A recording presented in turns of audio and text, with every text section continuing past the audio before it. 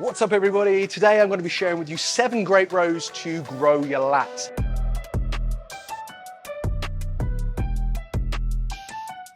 Now, most people think that row variations are mostly about those traps and those rhomboids, but what I'm going to be sharing with you today are some variations you can use to help refine your lats development. So come follow along and remember to like and subscribe to this YouTube channel if you enjoy what I'm putting out. Especially at the moment, I'm really focusing on my YouTube content. I just think it's better to put out long form content that gets my point across a lot more, allows me to explain things in a lot more depth. So come follow along. 7 great rows to grow your lats. This first one I call dumbbell rows over the bench. Now these are very similar to your more traditional 3-point rows. If you don't know what a 3-point row is, I'll show you one now quickly. So there's a few ways to do 3-point rows. Idea being that you've got 3 points of contact. So 1 foot on the floor, typically a knee on the bench, and then a hand on a bench as well. Again, there are a few ways to do these. You can go here, I'd also call that a 3-point row as well. And again, there's a few other ways you can do these, okay? So typical 3-point row is here, right? Now, a dumbbell row over the bench. Now, I learned this variation from the late great John Meadows, so full credit to him. But what we do is we take ourselves over the bench, okay? So instead of being out to the side, we're directly over the middle of the bench. Now, what you want to do is just make sure you're slightly off center. So what we're trying to do is almost, depends on your height, but kind of put your calf up against the side of that bench. So we're just slightly towards one side.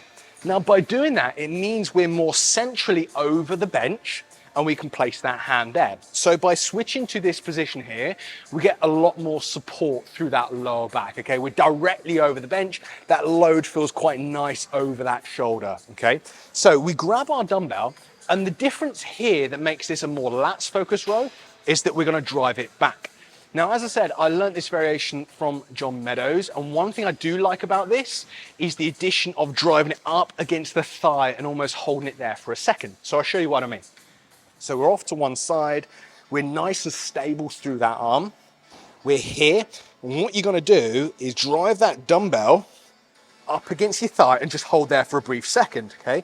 And then down. So it's here, up against the thigh, and down. Nice big stretch at the bottom, okay? Now, obviously, what's happening by driving that dumbbell up against the thigh, we're helping kind of close that space.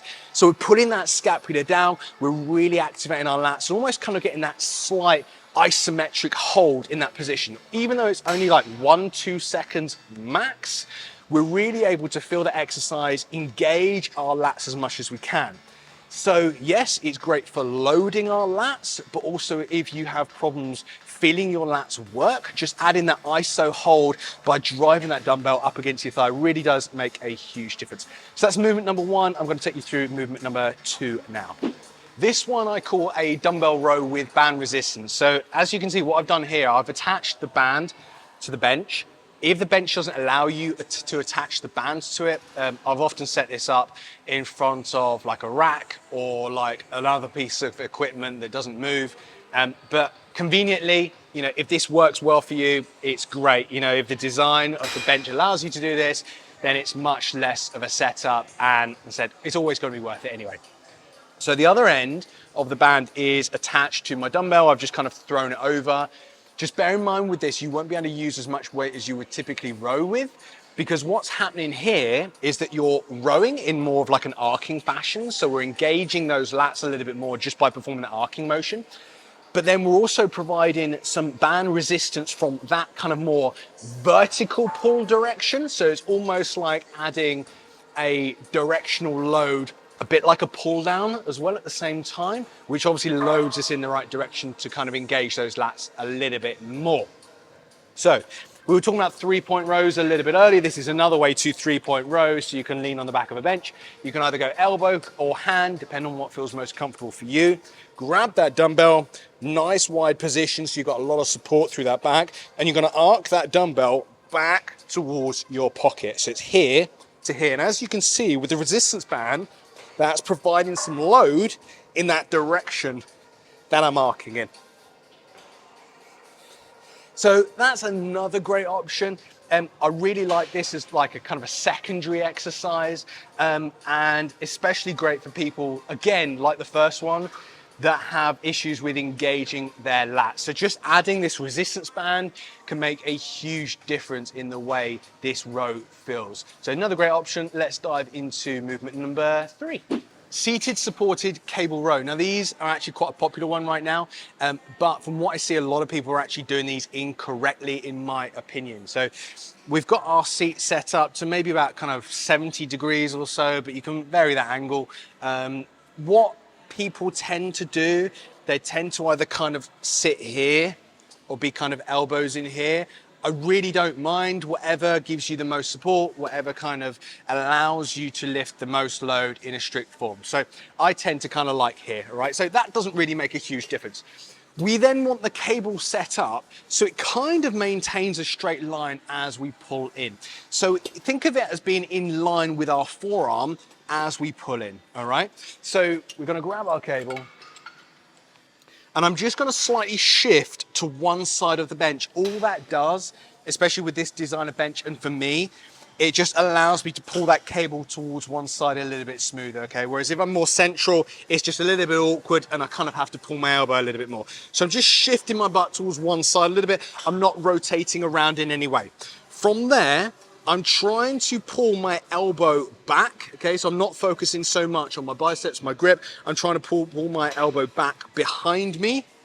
And what I'm doing from this position here, and this is one thing I'm seeing a lot of people doing, and I'll actually probably show you without just because it's a little bit easier, is getting to this position here and really laterally flexing their spine, kind of here, all right? So they're kind of thinking like they're shortening their lat a little bit more, but actually what they're doing is they're laterally flexing their spine, which obviously for people where they don't want to develop a thick midsection, and I know a lot of my competitors don't, it's just kind of engaging your obliques, your internal, external obliques. It's engaging those QLs as well. You just really don't want to be laterally flexing too much. So just think about it as pulling in, and it's just driving that shoulder blade down without laterally flexing your spine. So it's a very, very small movement, okay? That's not me saying you shouldn't kind of lean in. You can, and you kind of should, but we're not laterally flexing here. We're just simply driving the elbow towards our pocket and pulling our shoulder blades down and back, okay? So I'll give you a few, what I'd call correct reps. So we're here, I'm slightly towards one side. We're here and here. So it's here, allowing that shoulder blade to glide around the rib cage, and here. Okay, so as you can see, we're not doing this, which is kicking in those obliques and those QLs, okay? We're just simply driving that shoulder blade down and engaging those lats as much as we can. Obviously, your traps, your rhomboids are gonna kick in with that one as well, but that's how to kind of make sure that you are engaging your lats without kind of building that thicker midsection that you obviously don't want to be building, especially if you're a bikini figure competitor and we're trying to look for that hourglass shape, okay? So that's another great option that you can use as a cable row variation. I'm going to be showing you another cable row variation that I really enjoy doing, especially at the moment. I've programmed it a few times for a few clients. They're loving it as well. I'll show you that next. So we're going to be using a standing supported cable row. I've turned my bench around, I've set that to an incline, so that's just really for hand support. And what you're going to be noticing about this is that I really like to do this with the same leg forward as my working arm. So instead of, say, having my right foot forward and my left arm doing the rowing motion, I'm going to be having my left foot forward as my left arm does the row.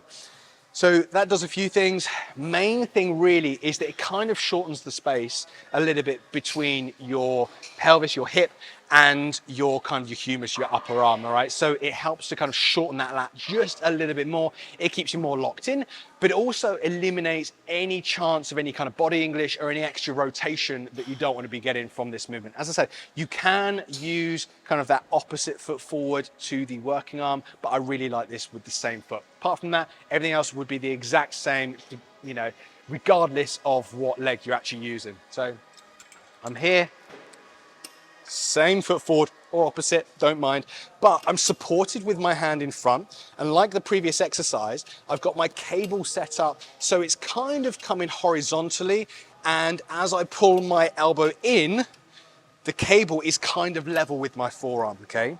So I'm here, I'm allowing that scapula to roll around my rib cage. It's not flexing my back, it's just allowing a little bit of freedom in that scapula, that shoulder blade, and then driving my elbow towards my pocket. So it's here, elbow towards my pocket. If you're finding that that cable's hitting the bench, you can come towards the side a little bit more and go here.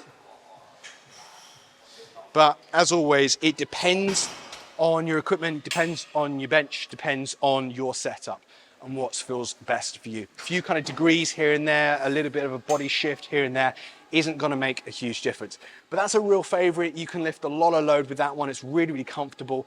And it's a good alternative to an exercise that I'm gonna be sharing with you kind of 2 exercises time with the hammer strength, which is again another popular exercise. But until then, I'm going to share one more cable variation with you that's easy to set up and you don't need a bench for.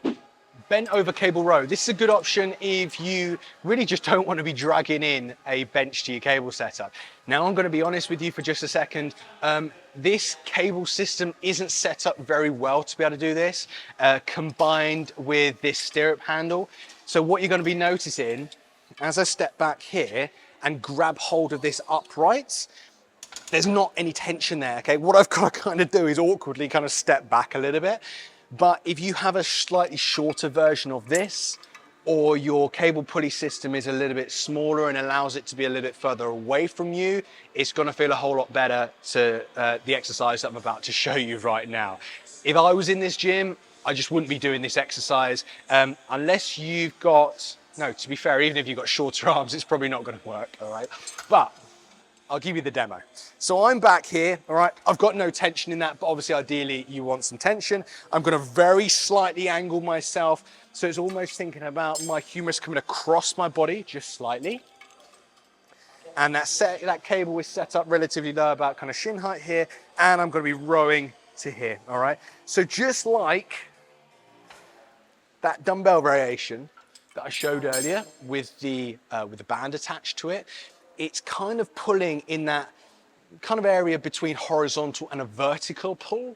So it's kind of like a hybrid between a row and a pull down in a way, as I said, just because of the direction of the cable. So again, it's another great option. But again, if I was in this gym, I wouldn't be doing this exercise just because we don't get that full stretch like we want to be. One of the other options that I've shown you before this would be a better option in this gym. So if you've got a coach coaching you and they've got this prescribed and it doesn't fit well for the gym that you're in, don't be afraid to tell them, or obviously if you're one of my clients, you should have told me anyway, okay? So I'm gonna show you another variation. We're gonna use a machine next. This is a common variation I've seen, but I'm gonna be sharing with you how to use the hammer strength row to fully engage your lats. So come follow me. This is how to single arm hammer strength row with lats focus. So I'm gonna be having my same leg as my working arm forwards, and I'm just kind of got it on that horizontal support behind. You get a nice little bit of kind of traction on that, that horizontal bar behind on the hammer strength row. We're then gonna grab with a neutral grip. From here, again, like one of the previous exercises we shared, as we pull in, we're not laterally flexing here. We're not using our spine. We're not using those lateral flexors. We're not using those internal external obliques. We're not using that quadratus lumborum, that QL to kind of laterally flex. We're not developing a thicker midsection by doing this. Instead, we're thinking about driving our elbows down to our pockets, okay? But closing that space between our scapula and our pelvis, okay? Or our hip, actually, okay? So it's here, we're just slightly towards one side, okay? But I've got as much support as I can with that opposite arm on that chest support in front. And as I come down here, it's just simply driving that elbow to my pocket and trying to pull my shoulder blade down towards my hip, okay? So it's here to here. I'm not here, okay? That's not really doing anything extra, okay? Apart from, as I said, working those obliques, which we obviously don't want to be doing, especially if you're competing like bikini or figure. We don't want to be developing that thicker midsection by doing rows. We want to be creating that nice kind of silhouette. And this row variation will really help engage your lats and create that width that we want to, obviously whilst making sure, if we do it correctly, that we're not developing width around our midsection at the same time. So that's how you single arm hammer strength row for your lats, not your obliques. Final exercise is an underhand grip barbell row. I like to do this with an easy bar. Full credit to Andrew Coates. I believe a few years ago he had a T-Nation article that shared these. I'm sure he wasn't the first person, but he popularized these ones here. So easy bar, it just puts that wrist in a nice position rather than a fixed straight bar. But generally speaking, using a row with an underhand grip will help engage your lats a little bit more, like we're talking small percentages here, versus using an overhand grip. Now, it's almost nothing to do with the grip. Grip's grip, okay? That's not going to necessarily influence what happens at the shoulder. But automatically, if you look at what happens when you change your grip, so if I change my grip here from an overhand pronated grip to a supinated underhand grip, my elbows come in, okay? So by my elbows naturally coming in, I'm able to get a lot more of a tuck. So that's going to help engage my lats a little bit more. So as I said, you can use a straight bar with this one, but an easy bar, A, it just feels nicer on the wrists, and B, it's just not going to take up as much gym space, all right? So whatever grip on the easy bar feels good for you, I tend to use the slightly wider part, bent over position, and you're going to pull that in towards your belly button, and those elbows naturally tuck because you're using that underhand grip, okay? So if you want to be using a row, a barbell row, that's going to have a little bit more lats engagement, then go underhand. And then if you want to try something a little bit different, then try it with an easy bar. So as promised, that was 7 great rows to grow your lats. Hopefully it's lived up to expectations. You've kind of got something new out of it, or at least kind of remembered something, remembered a forgotten exercise, one you might have used in the past, that you can dust off and use with yourself or use with your clients. Remember, as always, if you liked this video, hit the like button. If you don't want to miss a future video, remember to subscribe to my YouTube channel. Take care and we'll chat soon.